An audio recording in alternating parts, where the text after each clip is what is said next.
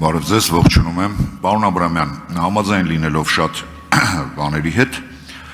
մի հարց եմ ուզում տալ, թեև պարոն Մակարյանը հարցրեց ընդդիմադիրների ձայների մասին, բայց ինձ հետաքրքիր է ավելի շատ, որովհետև անվստահության համար պետք է 54 ձայն, եթե անգամ ամբողջ ընդդիմադիր ֆրակցիաները եւ անկախները միանան, չի բավարարում դա, դուք շատ ճիշտ նկատեցիք, որ կադրային քաղաքականության մեջ համատարած վախի, քծնանքի, այդ բանն է տերում։ Մենք ականատես ենք վերջին տարիներին այդ շանտաժային պատերազմի եւ կոմպրոմատների այս մթնոլորտին։ Այդ մթնոլորտում ոնց եք պատկերացնում այն քայլը, որ իշխող ֆրակցիայից թեկուզ մեկ հոգի պետք է քվեարկի իմպիչմենտի օգտին։ Շնորհակալություն։ Շնորհակալություն, մենք ճիշտ ասած այլ առիթով կամ եւ այլ պատճառով հայտարարել էինք, որ թեև գործընթացը խորհրդանում մեկնարկելու երկրորդ փուլին հասնելու համար 36 ձայն է անհրաժեշտ, բայց 36 ձայնից հետո մենք միանգամից process-ը խորհրդային չենք տեղափոխելու։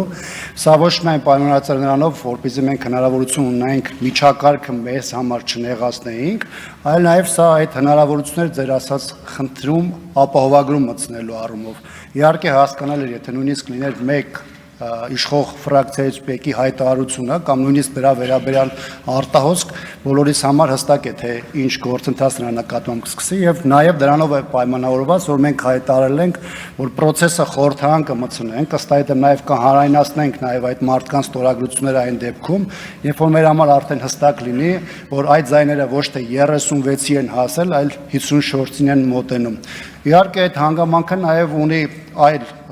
դրան զուգահեռ process-ներ, բնականաբար սա ենթադրում է նաև ճնշում, հասարակական եւ քաղաքական, որը զուգահեռ պետք է տեղի ունենա նաև փողոցում, եւ բնականաբար սա չի ասի, որ հեշտ, բարդ process է, բայց մենք չունենք այլ տարբերակ, քան այդ բարդ process-ներով առաջ շարժվելու ուղղությամբ։ Պարզապես ճանապարհային քարտեզ ես չտեսա այդ սաղ process-ների։ Շնորհակալություն։ Անկոչարյան, անկեղծ ասած, այս նախագծի շրջանառված հայտարարության մեջ ճանապարհային քարտեզ չէր կարող լինել, որտեղ սա ներկայացված է նախագիծ, որտեղ պետք է արկա լինի այն լեգիտիմ հիմքերը,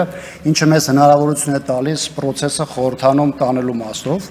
Այս լսումները այն ամփոփիչ կետը պետք է դառնա, որտեղ հստակ պետք է լինի ճանապարհը, որի մի տարբերակը հանրապետականը ներկայացրել է,